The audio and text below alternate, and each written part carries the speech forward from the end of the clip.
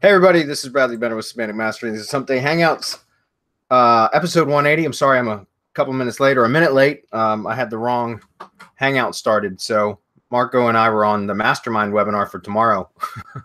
So, what's up, Marco? You there?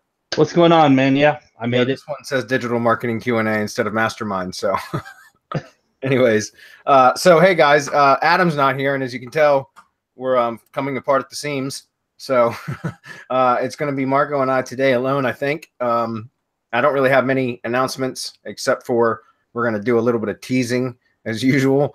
Marco, do you want to start it or should I? I have an announcement actually. Yes, okay.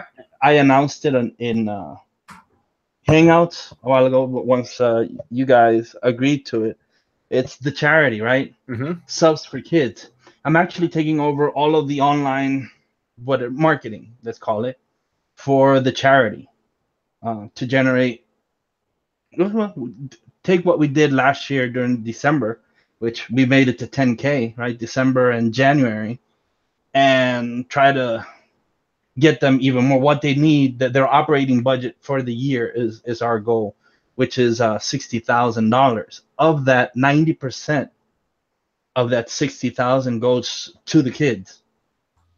Right, which is a fantastic thing. So I've taken over. I'm volunteering my time, and I do have a team, and they're going to help me. All of the partners at Semantic Mastery have agreed to help me, and tomorrow I will be asking our mastermind members to help out where they can, whether it's donating time, resources, whatever they can, to the cause, so that we can knock this out of the park and move on to once we have them going, move on to something else that's worthwhile and it really makes you feel good. Yeah, that's awesome, man. It's amazing what you were able to help them with, much money generated for the the Christmas, New Year's kind of thing that you did. So it's great that you got, apparently you impressed them in order for them to have asked you to come on and take over everything. So anything that we can do to help. And guys, we encourage you to help as well, because it's very admirable what he's doing, and it's helping kids. So how can you argue against that? Okay, going forward. By the way, if you're new to Semantic Mastery and Hump Day Hangouts, you can find out a lot of questions to frequently asked answers to frequently asked questions. Excuse me, at support.semanticmastery.com. We have a knowledge base there. So I encourage you to go check that out. If you have questions, you can certainly post them here too, but sometimes you can get your questions answered immediately by just going and checking the knowledge base. Also, I think we're going to get right into questions here as soon as I tease this a little bit. So here's the backstory. Before you do. Go ahead. Before you do. Guys, you can also get answers by searching our YouTube channel, right? So visit the Semantic Mastery YouTube channel. And subscribe. So please subscribe, of course. Hit that subscribe button, but then search the channel. And guys, we have hundreds upon hundreds, if not thousands of hours. We have thousands now, right?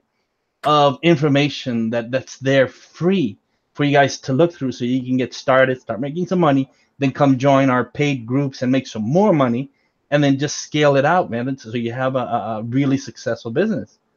Get a head start by get ahead of the crowd by just finding out, searching the channel, searching the knowledge base. That's all it takes. Now, without further ado, drum roll, please. Tell them, Bradley.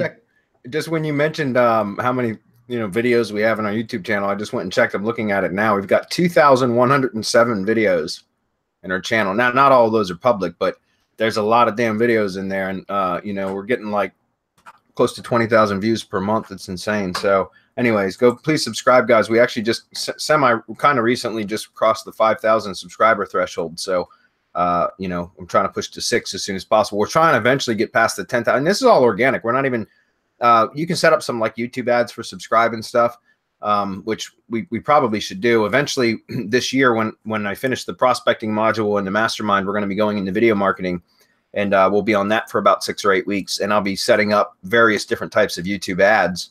And one of the campaigns I'm going to set up is a subscribe campaign for Semantic Mastery, and I'm going to document all that in the mastermind. So anyways, I just kind of wanted to point that out. It's very interesting. We've got a lot of growth in the last couple of years because of these Hump Day Hangouts, really. All right, so really quickly, guys, I want to tease you with this because we've been talking about our next product that's coming out next month will be called Local GMB Pro. And it's basically how to get freaking fabulous results entirely within Google's Google My Business dashboard, right? So it's environment. No external website needed. It's absolutely insane. And I've been testing what Marco and Rob have been developing. I'm just the dummy here. I'm just the grunt putting together what they've like. I'm implementing what they have been discovering and developing. And for a case study that was a brand new client, and he's getting phone calls and link clicks and all that kind of stuff already, and his website isn't even built. In fact, I've got his primary domain that I picked up a domain to build him a website, but I've got it just as meta refreshed over to the Google My Business website right now because I'm trying to do everything entirely in GMB first, and then eventually after this project's done for the local GMB Pro course, I'll finish building out his actual WordPress site. So for right now, that's just on hold while I complete the case study. Anyways, the reason I'm telling you this is because I'm so impressed with the results that I'm seeing there. And I also have another client that does his own. He's got his own in-house like social media manager that handles a lot of the posting and stuff like that. And the they're posting to Google My Business using the GMB posts a lot, and it's been the easiest SEO job I've ever had. In other words, I'm not doing any of the GMB post stuff for this other company. It's a client of mine. I'm just doing traditional SEO stuff, local SEO stuff.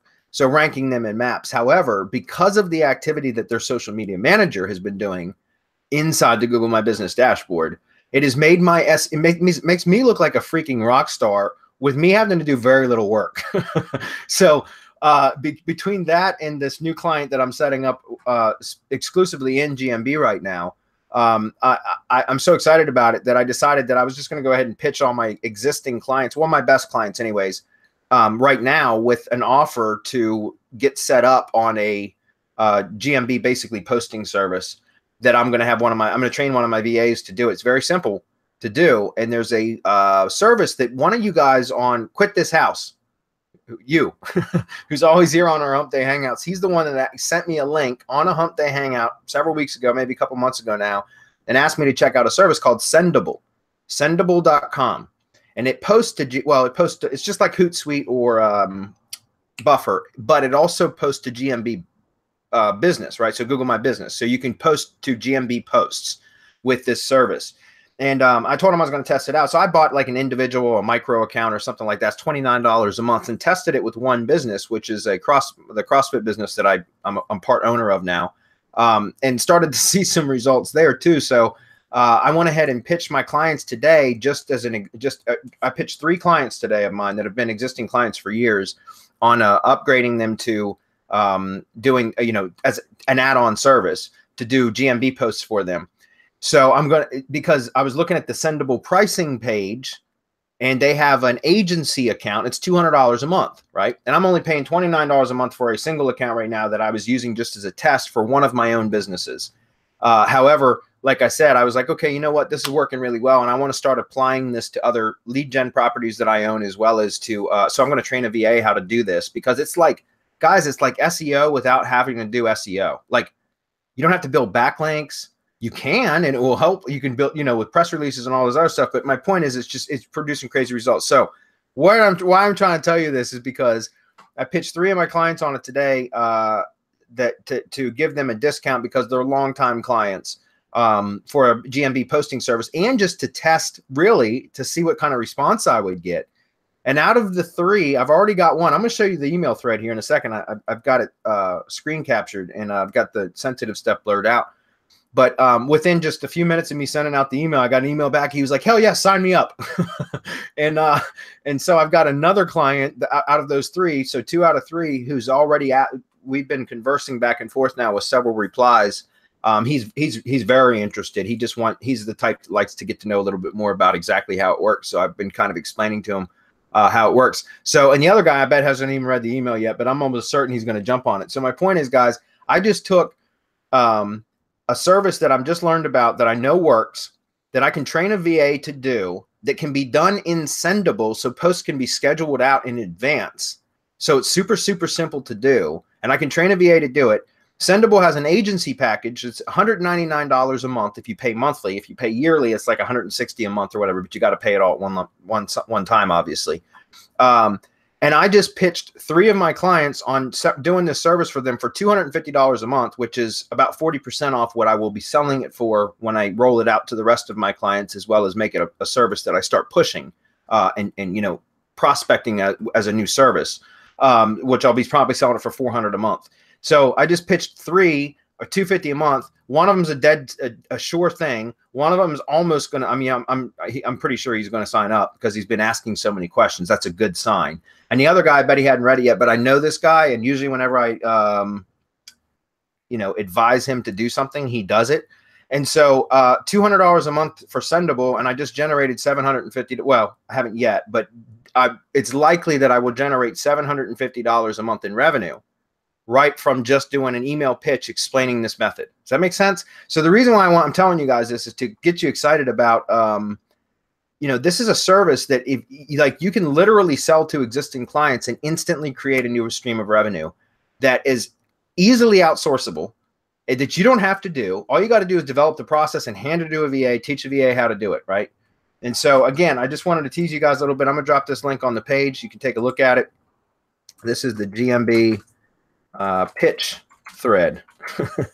So while you're posting that, just so people know, I pitched this to someone because I just needed to try it out. I saw a lot of success in another Google My Business listing, and I said, wait a minute, I need to try this, but I want to get paid for it.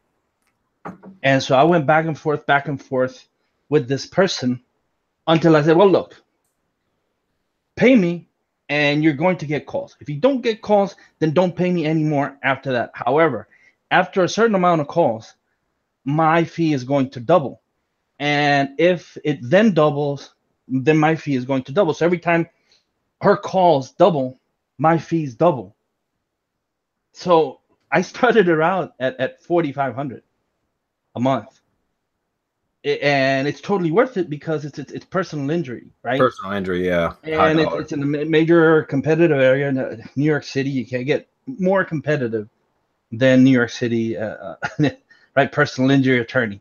And so we're in there, and it produced such results, man. I wasn't really expecting. I was expecting to produce calls, and I knew that it would get to the target. I didn't know that. I think I mentioned this last week. Traffic went up 600% from month to month. 600%, and I'm like, holy! She's having to hire another person to help answer the phones. She's already got 2 people answering phones and directing people, and it's going crazy. Yeah, it's going crazy. I mean, but that's just what I'm charging, but I know what it's worth in that area. Correct? You have to know what your customer, what a client is worth to your client, so that you can charge accordingly. That's how I base my fees, by the way. But anyway. Yeah, so guys, like I said, I don't want to. I'm going to wrap this up, and we'll get to questions in just a minute. But like I said, I just wanted to come point out, like, this was a real world conversation that just happened literally within the last 2 hours with 3 clients that I pitched, and I just copied and pasted that same email. Well, that was the first email I sent out, and there's a couple typos in there, but I corrected them and then sent it out again to the other 2 clients, and I got the conversation started with another one again, and yet the third guy I know, he practically does everything that I tell him, that I advise him to do, which is only stuff that will absolutely produce results. I don't just sell him stuff just to sell him stuff. That's why he's been a client of mine for at least 5 years. Anyways, so I just looked, and this all occurred today because I looked at the Sendable pricing page, and I saw that it was $200 a month for the agency account level, and I was like, you know what? Before I sign up for this, let me just check the pulse of my best clients and see how interested they would be in, and I'll offer them a discount, see if I can make some money off this today. So I drafted an email, sent it out to 3 people. I almost can guarantee I'm going to get $750 in revenue from those 3 clients, which will mean after I pay a VA to actually do this posting service for each one of them, I'll probably come out about $450 a month in positive revenue from just the first 3 emails I sent out. Does that make sense? So imagine, like, this is something that can be scaled really, really easy, guys. And again, this is very similar to what I talk about with content marketing, with using the content kingpin method and doing blogging services for clients, because it's 100% outsourceable, right? All you have to do is manage it, and it's a steady stream of revenue that is activity-based, not results-based. Although this is activity-based, it will absolutely produce results, as all of our data shows. So anyways, guys, take it and run with it, if you will. I blurred out some of the stuff in there because exactly the type of posting service and the schedule and stuff like that, that's all going to be included in Local GMB Pro. So before you guys start sending in tickets, support tickets, asking what's underneath the blur, I'm not going to tell you. You're going to have to wait until Local GMB Pro comes out, or join the mastermind, because a lot of that stuff gets revealed in there prior to the courses coming out. So with that said, I guess it's time to get in some questions. Hopefully you guys are excited about this. I'm super excited about this service. We're actually going to be building a full entire, at least I think we are, a full entire done for you Google My Business like optimization service in the coming weeks. So because it's just so damn powerful. It'll be a Local GMB Pro fulfillment service basically. So you guys check it out and be excited. And here we go. Let's get into some questions.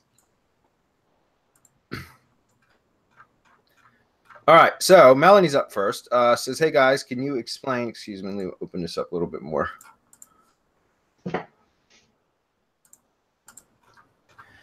Can you please explain how RSS is installed? I understand the idea behind what it is supposed to do, but can't seem to find on anything how to set it up. Melanie, RSS, well, if you've got your own like HTML site or something like that, then you'd have to like code it yourself, or you have a developer do that. But most, like for example, WordPress, it's got RSS installed automatically. It's not something you have to turn on. It's just there.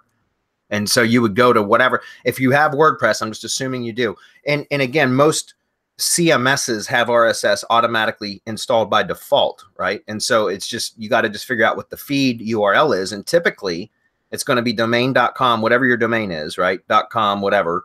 So in this example, domain.com/feed, FEED, or /RSS, or sometimes it's ATOM, ATOM, depending on the platform, what type of CMS it is. But for WordPress, it's just feed, /feed.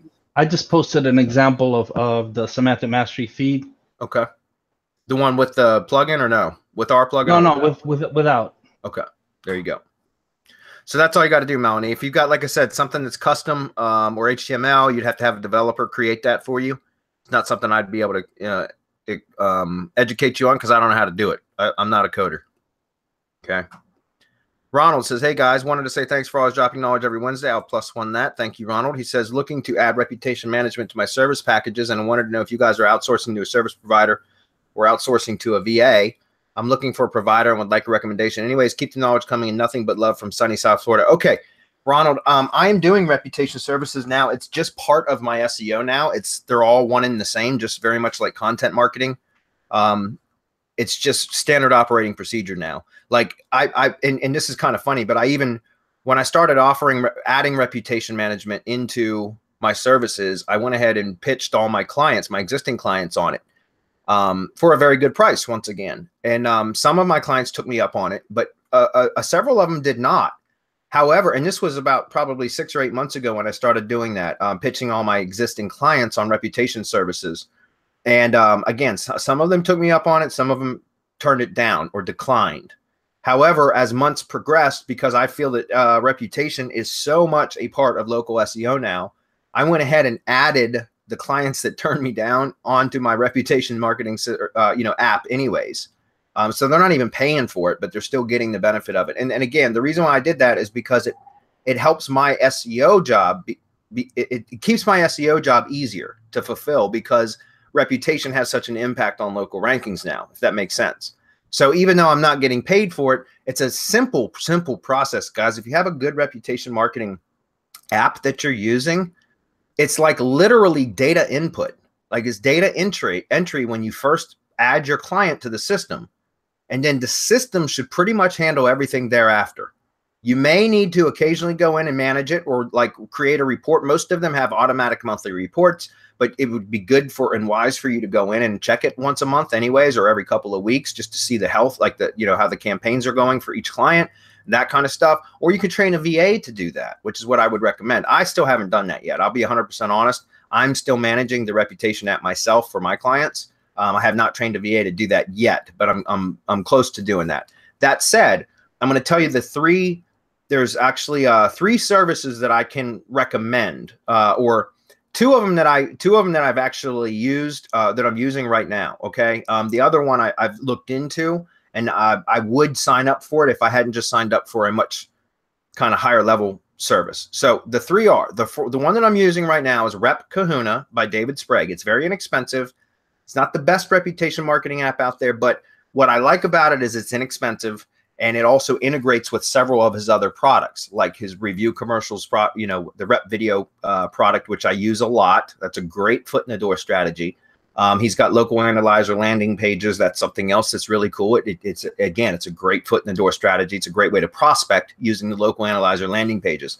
So it kind of integrates with those. That's something that I'm using. However, it doesn't have as many of the features as I would like. So I started shopping around, and I found 2 other services that I really like. One of them is called Reputation Loop by Zach Anderson and Jeff Hershey. It's a good service. It's a good price. There's good pricing for that as well. Again, guys, this is no affiliate stuff. I'm just telling you what I'm using. All right. And then I actually really wanted to sign up for Vendasta. That's Vendasta. But if you guys go check out Vendasta, you'll see how crazy expensive it is. But they have basically a fully done for you, like white label done for you fulfillment service for so much more than just reputation. And because of that, I thought that would be a really good service to sign up for. However, I wasn't going to sign up for this listed pricing. I did actually, one of our mastermind members pointed me in the direction of a reseller that got me in on a much better price. I don't know that I can share that with you guys. I'd have to consult with both the guy that referred him to me and also the guy that, the reseller themselves, to see if it would be okay if I could share that information.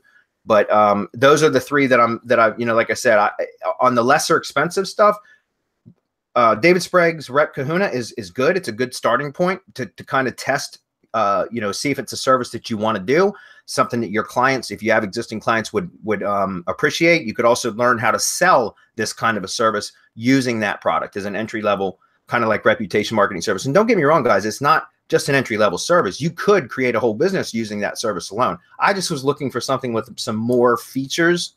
And so Reputation Loop is a really good service too. Like I said, I haven't used it, but I've researched it, and I know Zach Anderson a little bit from some other courses and stuff that I've taken from him. And he's the real deal. He knows his stuff. So I would recommend checking into those. Okay.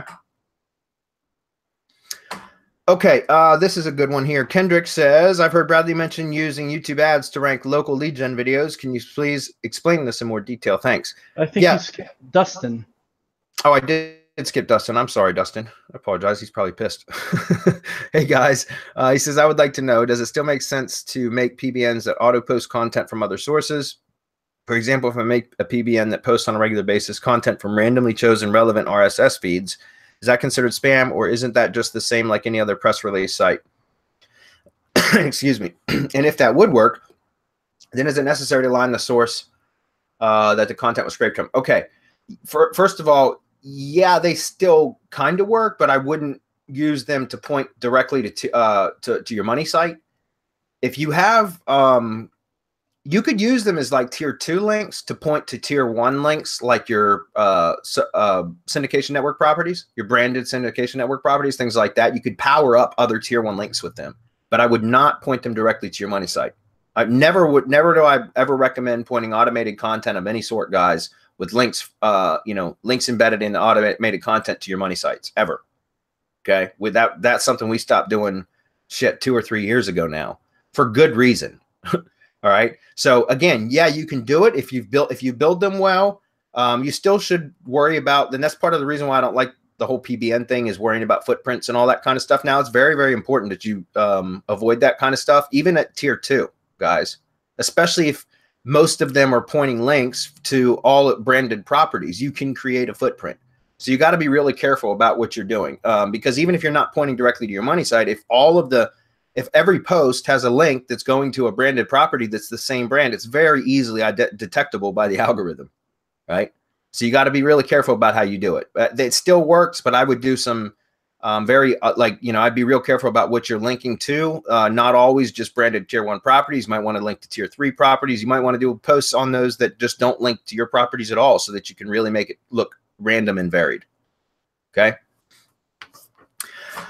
Yes, by the way, if you're still, it doesn't matter if you're scraping content for your money site, or which I don't recommend, or curating for your money site, which I do recommend curating, or doing curated posts or flat out scrape posts on auto content sites. I always recommend giving attribution to where the content came from, guys, or else you could be in copyright laws or copyright violation, right? Which is a DMCA violation.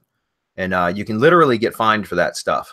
Right. So I would recommend that you always, you can still get DMCA notices for even when you have an attribution link. It depends on how much content you copy. So like when you're curating, and again, I cover this thoroughly in Content Kingpin, because I've been burned by curating improperly. Okay, guys, I've been fined before, literally for curating improperly. Okay, and that's why it's covered so extensively in Content Kingpin, is you can only use a certain amount of text from a original source before it becomes plagiarism, right? Or essentially plagiarism for copyright infringement, right? So again, you got to be real careful. If you're doing fully scraped content that's being republished, then that could absolutely cause problems. So just be careful with it.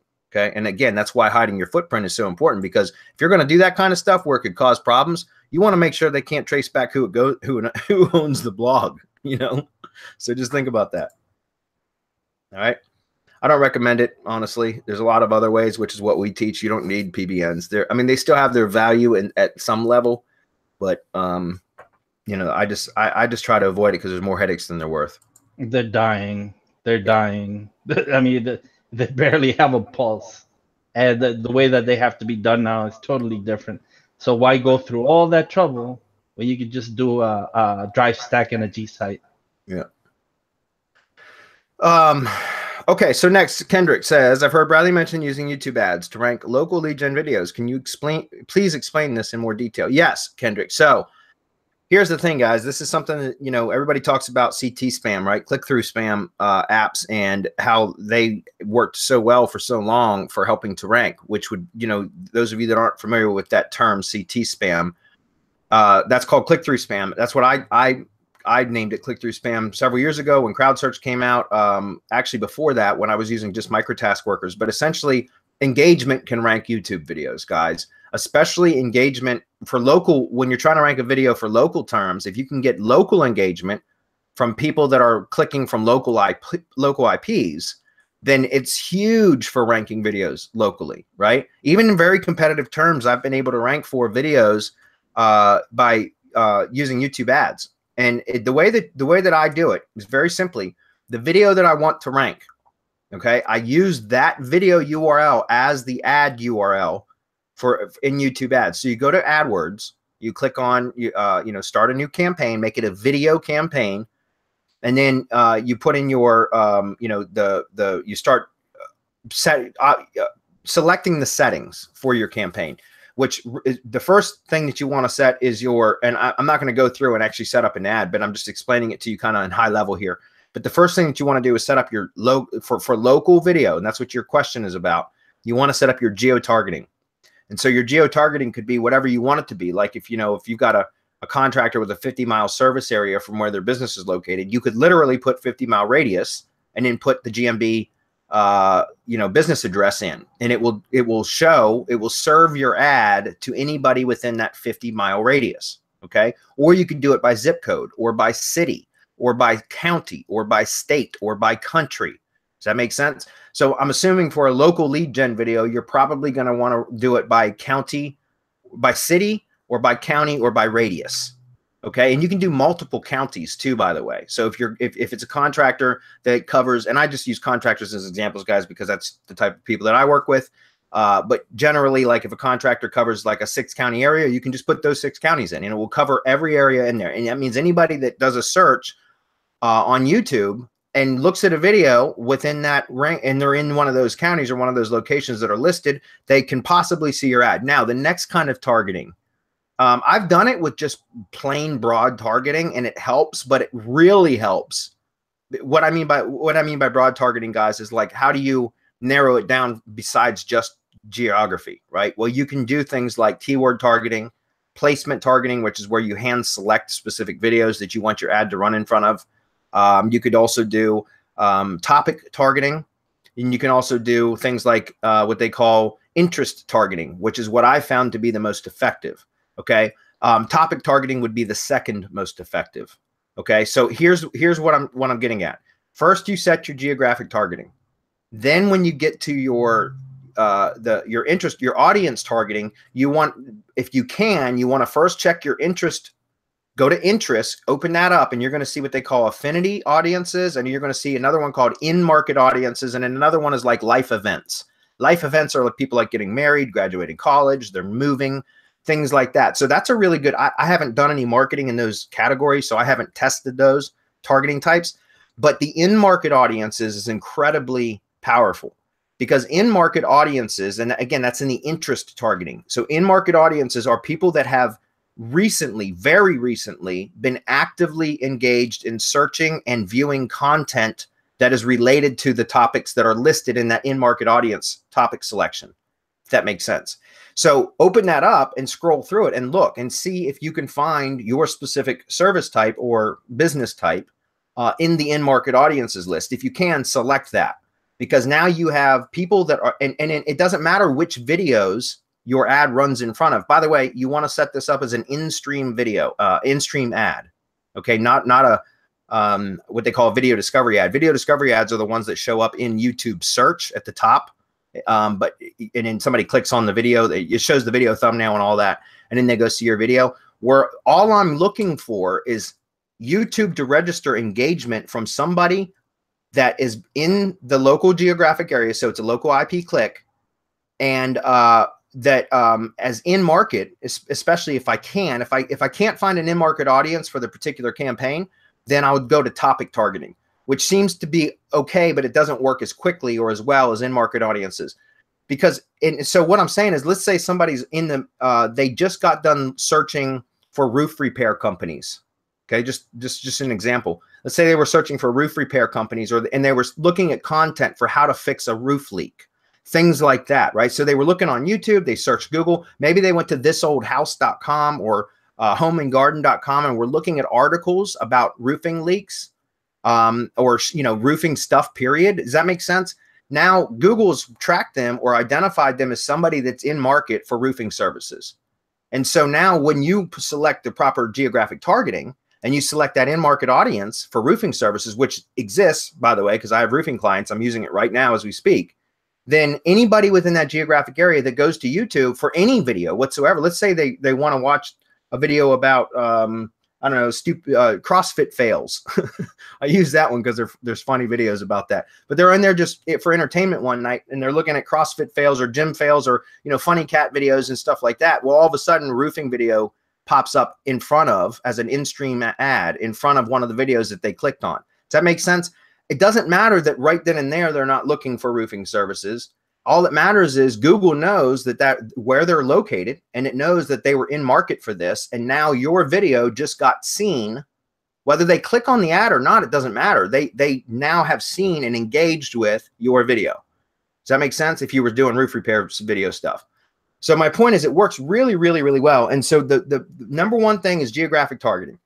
The second most important thing is your audience targeting. I highly recommend that you test with interest targeting in both in-market audiences and life event audiences if you can find something that, if you find a category that your campaign would fall in.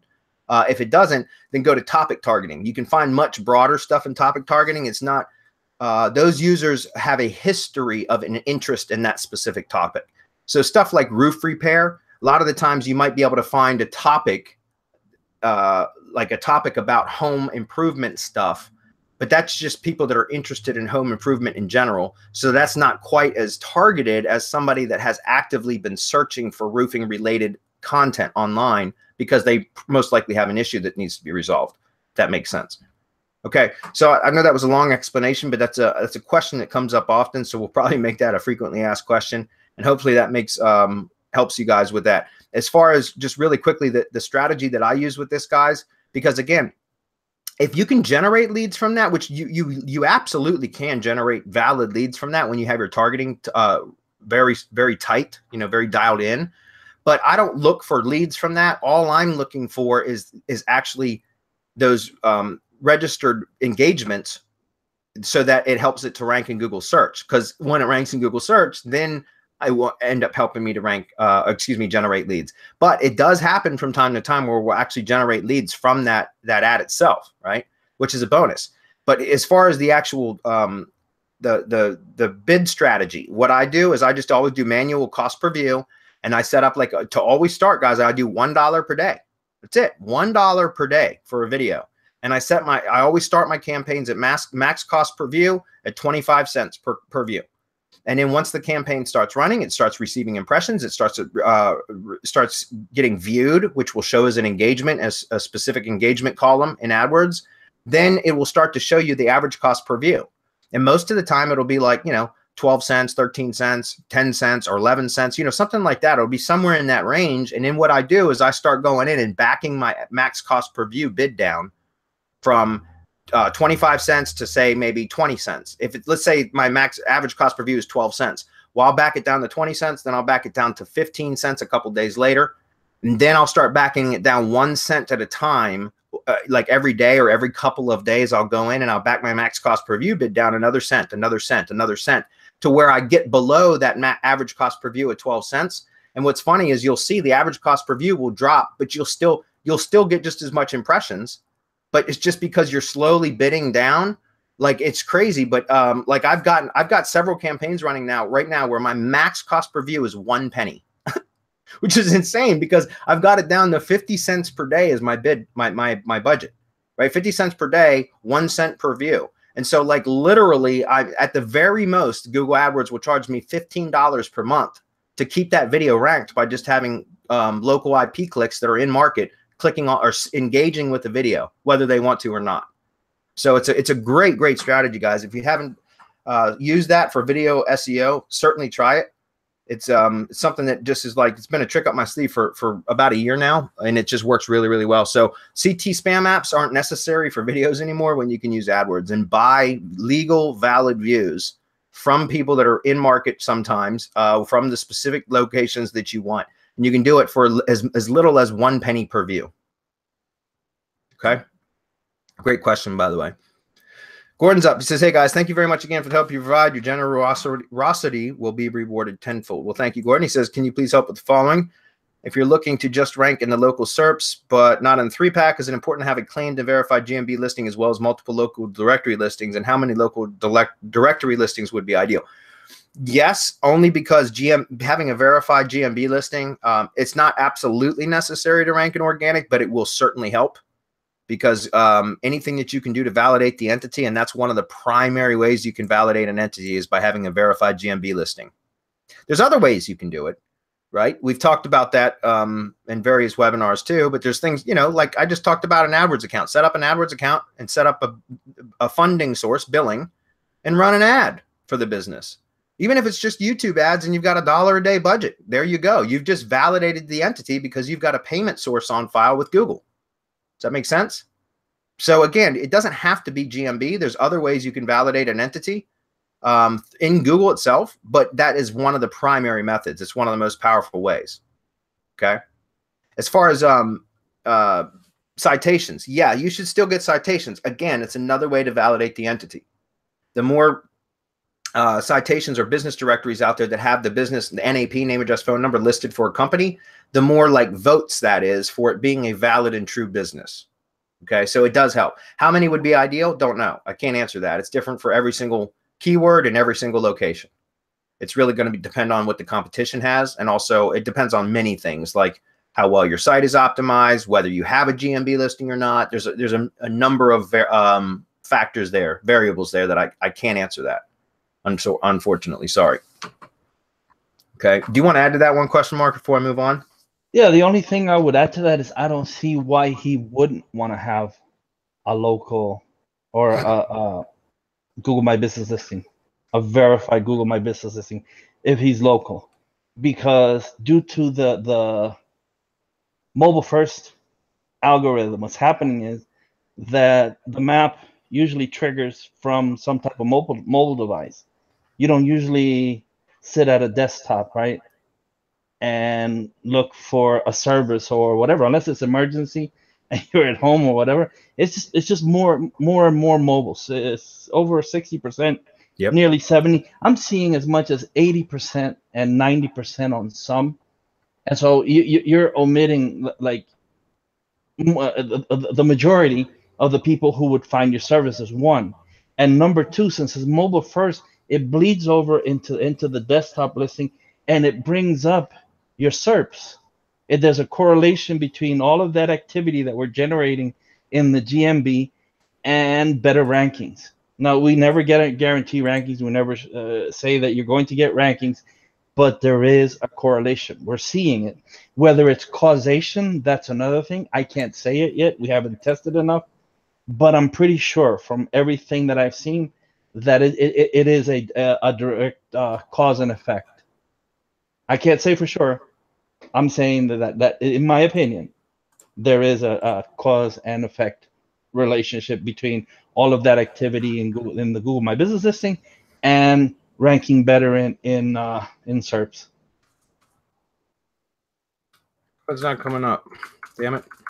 It's Gordon R, right? That's what it said. Yeah.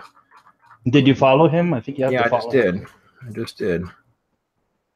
Maybe it was too soon. Come on, Google, speed it up. Anyways, I was trying to tag you, Gordon, but I've got the URL here to answer your second question. Try it again real quick. Come on, damn it. All right, I'm just going to paste the link.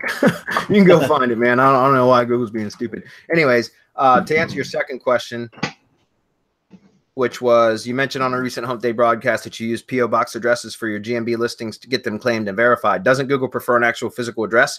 Yes, they do.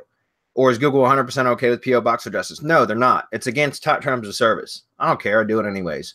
And so, yeah, to be clear, yes, they want a real physical address. The way that you get around it, you can enter a P.O. box. It'll give you an error message, or it will immediately terminate the account for spam if you if you try to add a P.O. box, right? So the way to get around it, though, is by using this form right here. It's, guys, it doesn't cost anything extra. It's just download this form. You don't even need to download it. You can go to the the post office and ask them to give it to you when you fill out your paperwork to get a P.O. box.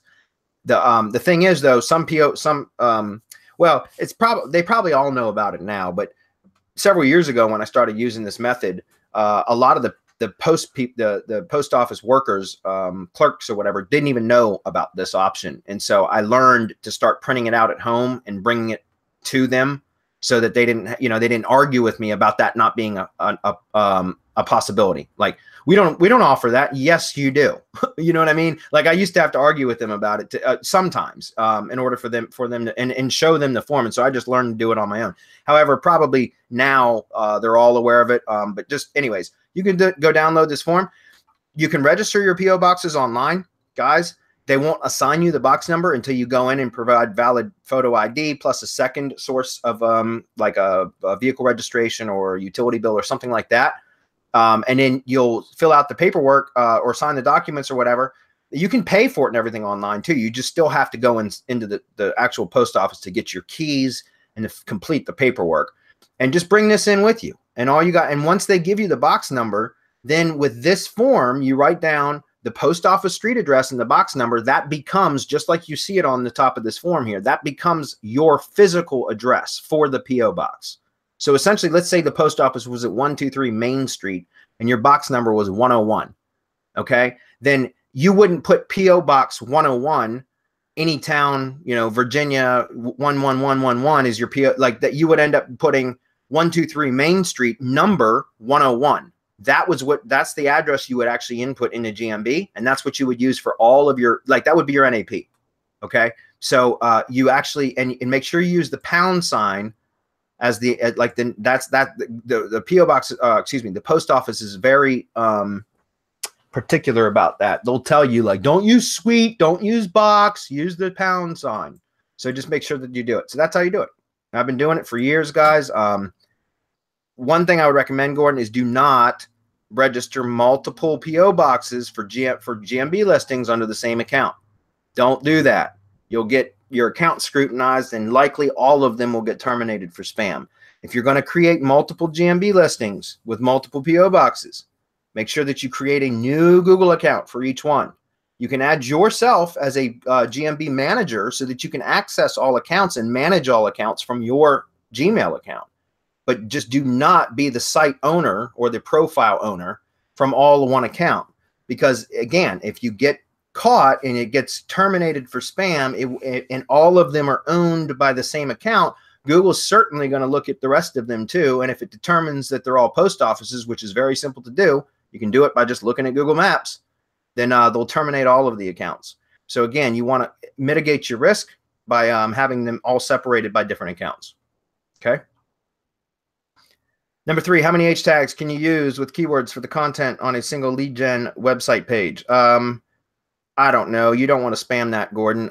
It just depends on how much content you have, really. I mean, and also it's not just about certain number of H tags for however many words. Like, it's not like every 300 words you should have an H tag. I hate those kind of formulas, guys. I look at it as like, would it be logical to have an H tag here? Is this an actual heading, like to a new section in an article, right? Does it make sense to have a heading here to separate this section of this page from this section from that section of a page? Does that make sense?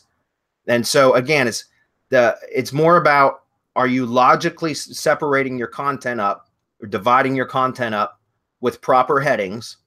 It's not about the number of headings. Okay. So again, guys, like I try to look at everything now more from a user standpoint than a machine standpoint, which is what we used to do when we'd optimize content. And Google's algorithm is getting to the point where it's, through machine learning and AI and Hummingbird and RankBrain and all of that, it's becoming very, very good at determining what has been like optimized for SEO and what's been written naturally, but just in a good way. And Google will reward content that's been written naturally in a good way that's good for users and not spammed to death. It doesn't mean you still can't SEO that stuff, but it's got to just look a hell of a lot more natural, right? Mohammed's up. We're almost out of time, guys. Sorry about the long answers today, but these have been some good questions. Mohammed says, hey, guys, is it ever a good idea to resend a video email when its prospect hasn't clicked? I find that even when I phone, some of them read the thing again and don't click. Is there a limit to how much I can push them before moving on?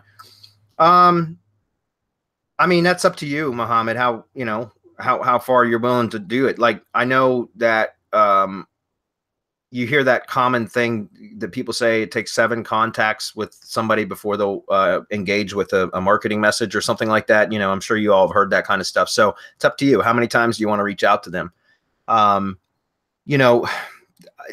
Direct mail isn't a bad thing. Like, I still use direct mail for prospecting sometimes. I don't know how far you'd want to go with it, but sometimes you could literally send out a postcard with a short link or a QR code that takes them to the video. That's something you could do. Like, I'm just saying, if you're that because I know how persistent you are, Mohammed. And my point is, you could do it all digitally, but sometimes, especially because I know you're in the real estate industry, and God knows realtors do a lot of stuff with direct mail, so they might respond well to it as well. And I don't know, because I haven't, prospected to realtors with direct mail, but it might be something that if you've got somebody engaging with your emails, but they're not clicking the video, send them a damn postcard with a QR code on it. You can print it probably from your computer, or do one of the on-demand printing services. What's the one that we use? Shit, I can't remember the name of it now because it's been a while since I've been in the dashboard. Anyways, there's some just ask me in the mastermind, Mohammed, and I can tell you the on-demand service that we use. And you could actually put a QR code and a link, like a short link or whatever, to the video that you want them to view, and send it to them. Say, hey, I've been trying to get you to watch this video. I mean, be honest. Like, I love being honest with people like that. When, like, seriously, when I try to reach somebody over and over again, and for whatever reason they're not doing what I want them to do, like, sometimes I just tell them, look, I've been trying to get you to do this thing, whatever it is. So for God's sakes, just do it. Here it is again. Sometimes, because then you'll get engagement just because they're like, wow, that's pretty honest. I don't know. Play around with it, Mohammed. I know you are testing a ton of different things right now. So direct mail might be another thing you can test. You could also try messaging them on LinkedIn or Facebook. I hate it when people message me on Facebook out of the blue, guys. LinkedIn is different, but Facebook, so like that actually pisses me off. So I'm not sure that I would recommend that. So for all of you that ever consider messaging me on Facebook, remember that. And I'm just kidding, guys. But honestly, like prospects and stuff like that, I wouldn't want that brought on the Facebook. But LinkedIn is different. And also Alignable. I'm testing Alignable right now. and it seems to be pretty good for leads too. I don't know if it's available in Canada, which I think was where you are, Mohammed. Check it out. I do all my work on a desktop, and even though I don't deserve a vacation yet, sometimes I have to go on other kinds of trips, which means I have to take a laptop, but some of those trips can be long, and my desktop is where all my tools like Snagit and PSP are. Did I make a mistake setting everything up on a desktop? Would moving to a laptop be a better choice? Mohammed, why don't you use remote desktop, RDP, remote desktop protocol? Like I do it with my Chromebook all the time. Like I leave my desktop at home and I can log into my desktop from my Chromebook, right? It's an app. You can download a Chrome extension that's like the RDP extension, and then you have to install it on your PC too. And then you basically authorize the two to communicate with each other. And then you can literally pull up your desktop, your PC at home, and control everything from your Chromebook. And I'm sure you can do it from any Windows computer. You can do it within Chrome is what I'm saying. And I do it all the time. And so like when I'm on a trip, now it doesn't make sense to do that in the summer when there's thunderstorms and the PC is going to, could possibly, power could go down and stuff like that. I don't like to do that. But when like during, times when I'm not expecting thunderstorms, I'll do it. If I'm going out for the day and it's not supposed to rain and that kind of stuff, I will absolutely tether directly to my PC from my Chromebook. So that's something you can do. Okay. You can do it. I mean, if you're running Windows, like you have to do that with a Chromebook. But if you're running Windows on both the laptop and the desktop, you just use remote access. Yep. That's what they call RDP, right? Remote Desktop Protocol. Yeah, but it's called remote access in Windows. Remote desktop connection. Yeah, right there. Yeah. So, and the Chrome extension, if you go to the Chrome store, they have. Good. I think I just clicked on an ad. This is let's see. It's remote desktop. Oops.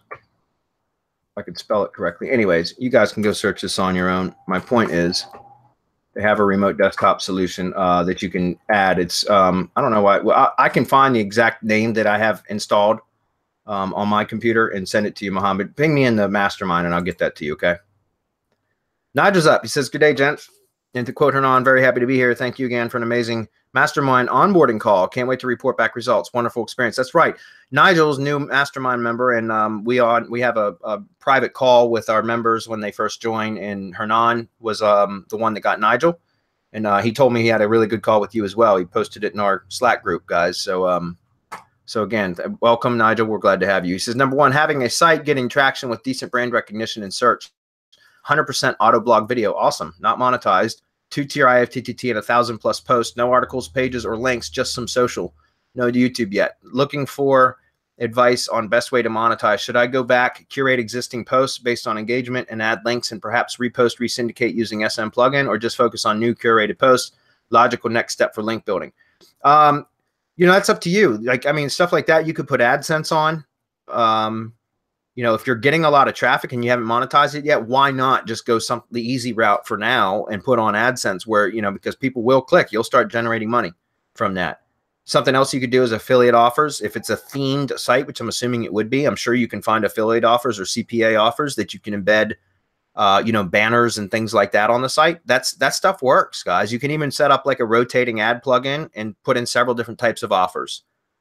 You could have an opt-in and give some sort of cheese away, right? Some sort of lead magnet so that you can start to build an email list. Nigel, that is absolutely critical. If you've got sites that are generating content traffic, you should absolutely try to capture contact information via opt-ins somehow, some way, so that you can market to them off the site too, right? And if it's a theme site, the types of products that you can sell to them or market to them. So give a lead magnet.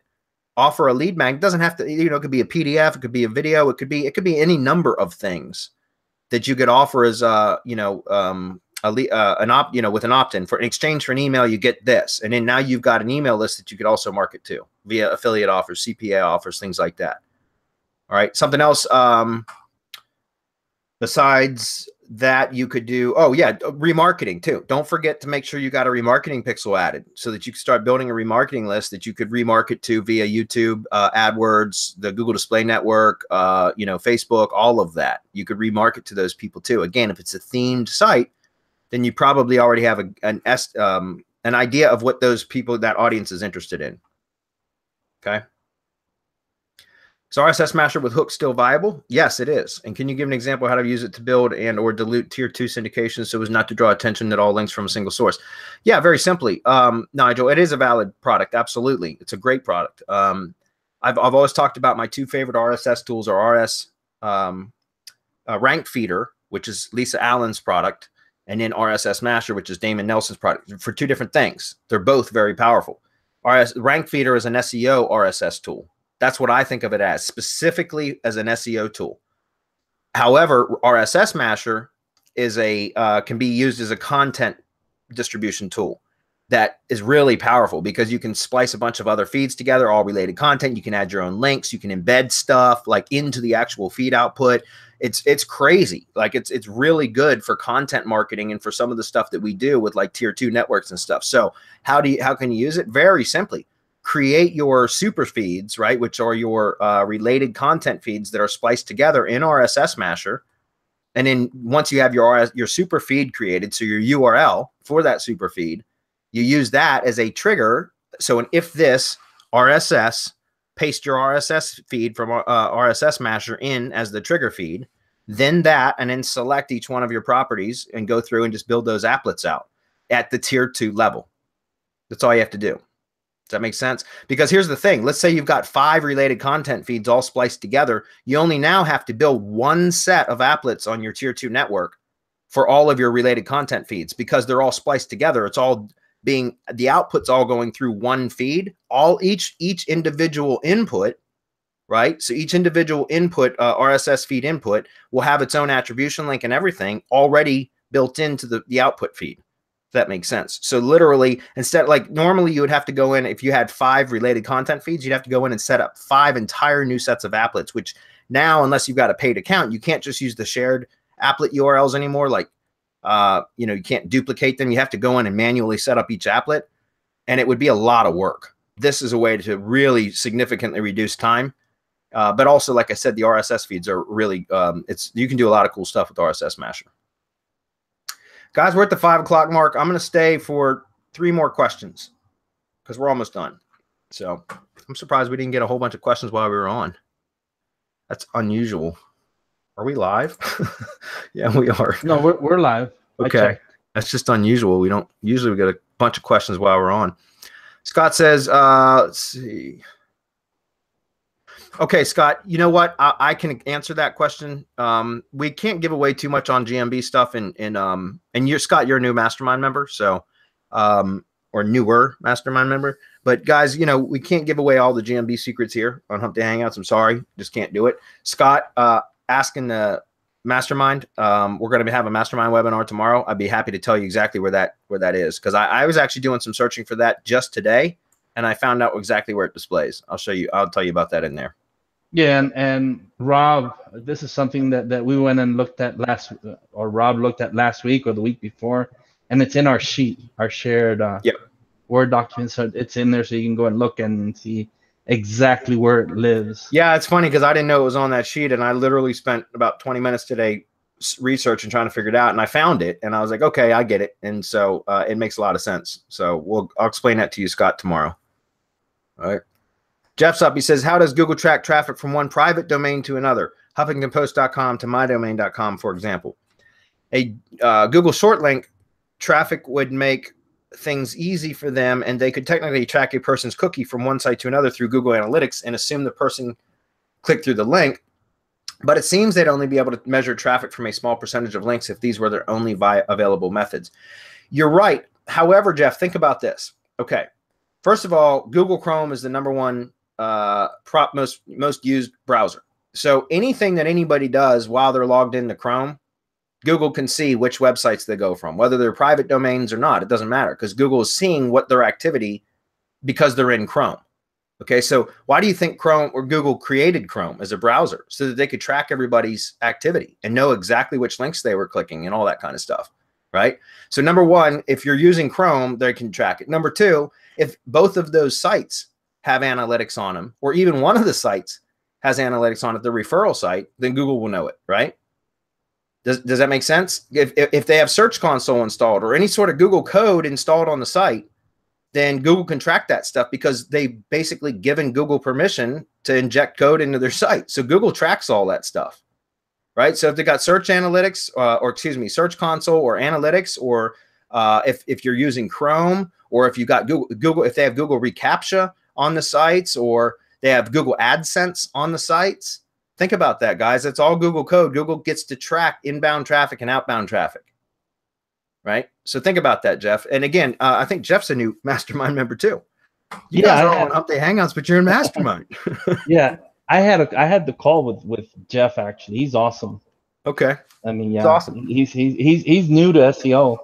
He reminds me of Rob because he's into everything. He wants to get into everything. He just wants to know, and he wants to do it as quickly as possible. Yeah. So it was really interesting to talk to him and get to know him. Well, welcome, Jeff. I personally want to welcome you since I haven't yet. But yeah, absolutely. It's a great question, by the way. But think about all the different Google products out there, and it's damn near impossible to find a site out there that's not using some sort of Google product on their site, or not registered with some sort of Google product or app, right? Does that make sense? So think about that. So Google has access to those sites regardless. And if anybody's in Chrome, whether they have access or not, Google's tracking all that data. And remember, Google's got a stake in Firefox now, guys. Like, think about it. Like, there's a reason for all of that. It's so that they can track data, across as many browsers as possible. I don't know. I don't think Apple is talking with them, like Siri or whatever you can tell I'm not an Apple user. Whatever their browser is it Opera or what the hell? It's Safari, right? It's Safari, right? I think so. You wouldn't know either, would you, Marco? No, man. Macintosh and Granny Smith. That's what I know about Apple. All right, we got a couple left. Sweet. Scott, looks like Scott and David left. He says, I'm probably making this harder than necessary, but should I be using proxies when working with subdomains linking to my money site, or should I just be logging in using Firefox? I don't worry about it, Scott. I honestly don't. If you're doing a ton of like PBN stuff, then yes, I would recommend that you would log in, like use something like Browsio or Ghost Browser or something where you have various proxies set up and you're logging into each WordPress site through different IPs.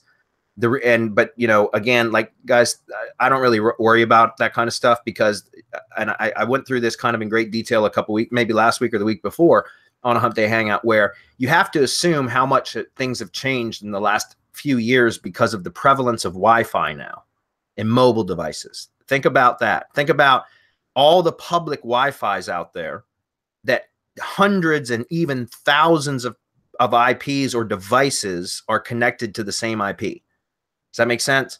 And so there's no way that Google, I mean, they can track it through the MAC address, the device address, but not the IP anymore. Does that make sense? I mean, it's not that they can't track things through the IP. But what I'm saying is that is less of a spam signal now because of the prevalence of public IPs and public Wi-Fi, right? It's more about your device address, which I think is called a MAC address. I'm not sure if it's the same on a mobile device, but on like PCs and laptops and stuff, they're called MAC addresses. That's something. But those, I think, can be shifted too. And I think there's apps out there that will randomize that kind of stuff. You'd have to look into it. And that's if you've got your tinfoil hat on, Scott, and you're really worried about it. I don't really worry about that kind of stuff because, again, I don't do a shit ton of like spammy stuff like that anymore. I've got my Browsio that I've got, multiple profiles, dozens of profiles that are all tied through my IP. And I don't care at all, because the thing is again, like if I was to go to a library or a university or a Starbucks, for God's sakes, there's literally dozens of people or sometimes hundreds of people at any given time logged into the same IP. Right. Okay. By the way, my Android phone and my Android tablet have a MAC address. I don't know about Apple again. Yeah.